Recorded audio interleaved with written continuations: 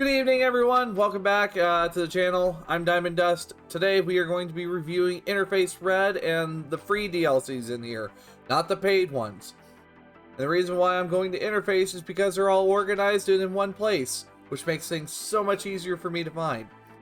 And this stream that we're doing right now will be chopped up into multiple segments, and they will be uploaded onto YouTube as individual videos. I'm going to try to keep each one between 10 to 20 minutes, probably 20 at the high end for some of the bigger DLCs. Some may need more time, but for the most part, we're going to aim for between 10 to 15 minutes. Of course, shout out in regards to an upcoming show that we are going to have this week. We'll be doing Wirehead's episode 2 of our podcast between Emeron and I. Come check it out. It's after my Wednesday night stream, literally a half hour after. So like 10:30 p.m. Central Time during, CDT, 11:30 p.m. Eastern Time, 8:30 p.m. Pacific Time.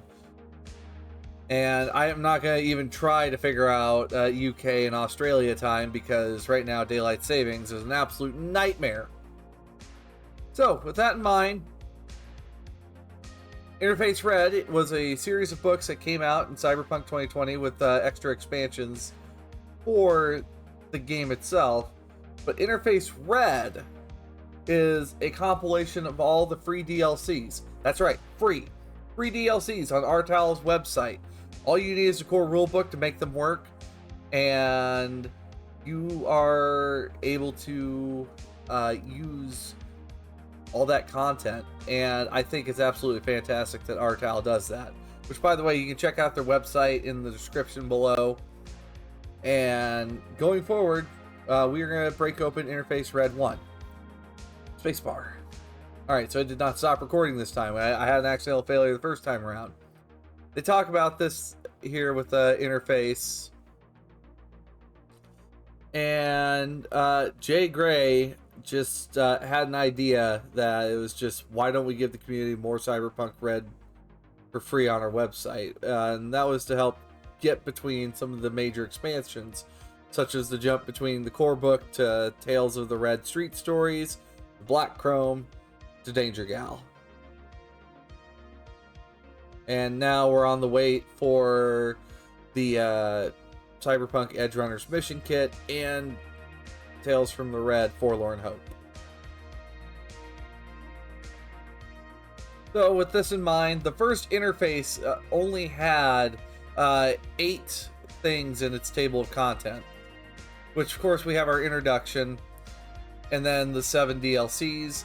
All About Drones is a paid one. I will not be showing that content on stream.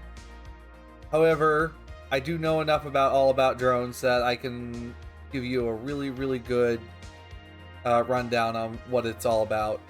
And that's going to be the same that goes for Exotics 2045 and, well, Going Metal,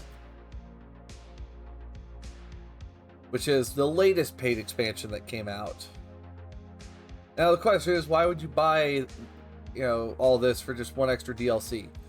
These paid DLCs have a lot of substance to them. There's a lot of high-end items that would really change the play of the game, and just really brings a very big aspect to the table. And some of these others just might not. However, we're going to go ahead and start off with one of the first ones that they had, Old Guns Never Die. Basically, this was a conversion kit to take your favorite guns from Cyberpunk 2020 and convert them to Cyberpunk Red. When you look at this, at the time when the core rulebook came out, Cyberpunk 2020 was still, very relevant because Cyberpunk 2077 had just come out as well. And they figured, why not be able to allow people to convert their guns over to, Cyberpunk Red. With that in mind, they created a simple process that is very clear on how the gun would be designed, or weapon for the matter.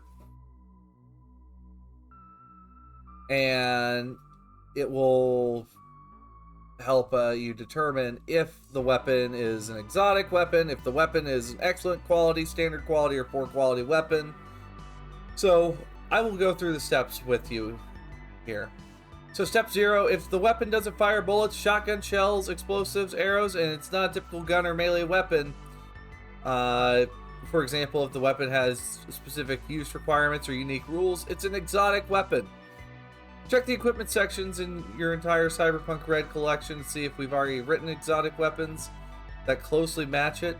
If not, ask your GM, though it might be, to see if you can work something out. And at the end of the day, with this DLC, it's much like Tech's invention. The GM needs to make the final call on whether it works in the campaign.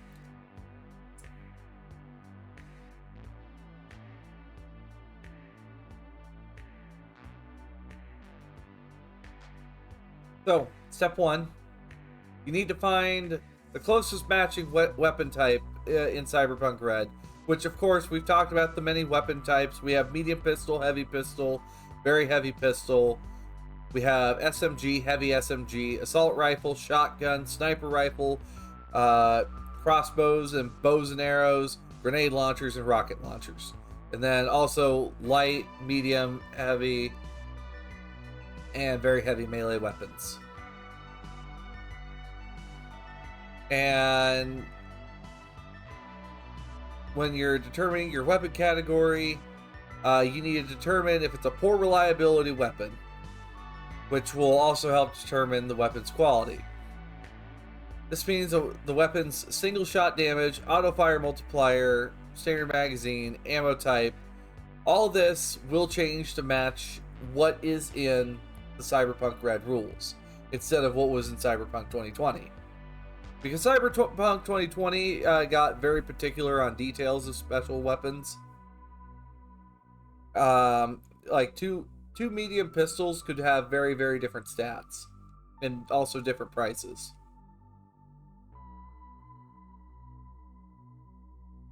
One of the other things that so next step, of course, is to flatten the weapon accuracy. If the weapon had a weapon accuracy of -1 or less, it would be, let's see, in RED it has 0 weapon accuracy, so basically a standard or poor quality weapon. Now, if it had a +1 or more in 2020, it's now an excellent quality weapon in Cyberpunk RED. Reliability, which reliability was will your gun jam, or is your gun pretty good about just constantly functioning? Any 2020 weapons with the reliability of unreliable becomes a poor reliability weapon in RED. Basically a poor quality weapon.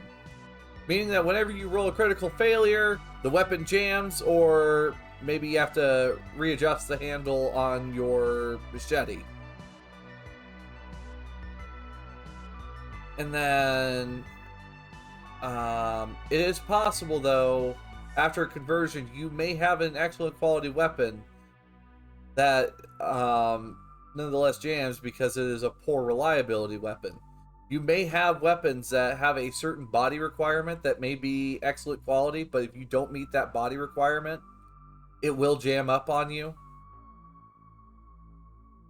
So those certain stipulations just may exist.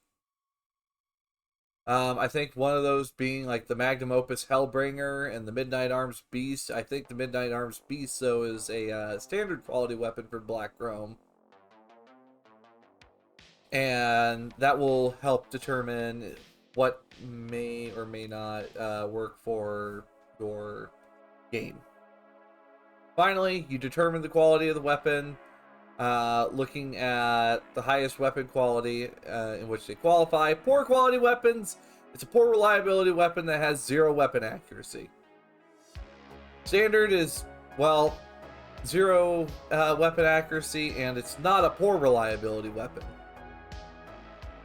And then excellent quality is a +1 to the weapon's accuracy, even if it is poor reliability. Next off, strip the weapon attachments and replace them with what you find that might be similar in Cyberpunk RED. Consider the possibility that maybe you need to, instead of it just having a standard mag, maybe it comes with a extended mag right out the gate, and maybe it's just not concealable. Perhaps you just have some extra attachment slots instead. And also, you can, with certain attachments, change concealability to make a weapon non-concealable, which may fit the par for the course for the weapon in mind. And finally, your GM will determine the weapon based on its value in the market. And this would be if it's like maybe a $50 gun, 100 eddy gun, maybe it costs 500 or 1,000 eds. And finally, they give an example, which is the Stolvaboy ST5, which they end up perfecting in the 12 Days of Gunmas, which we'll talk about in the next interface book.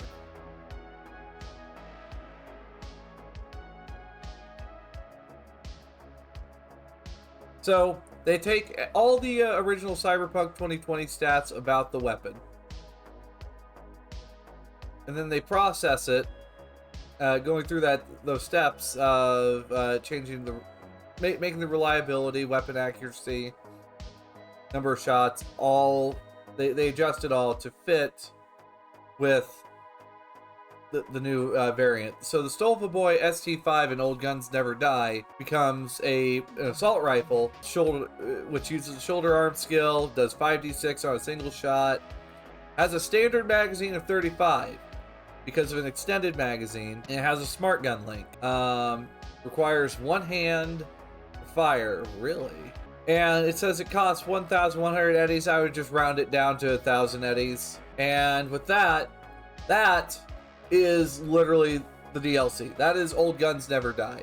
Quick, concise, to the point, and then you just go open up, Morgan Blackhand's, guide to, like, Solo of Fortune, or, the Book of Street Weapons.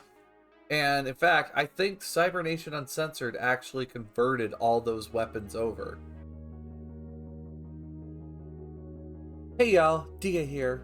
If you enjoyed this video, feel free to watch the next one in the playlist. These are going to be very fast made videos that I'm using to just simply give you a look at each DLC. And trust me, I would like to continue doing this, and it would really help if you did like, subscribe, and just keep watching. Until then, I'll see you next time, Chooms. Bye now.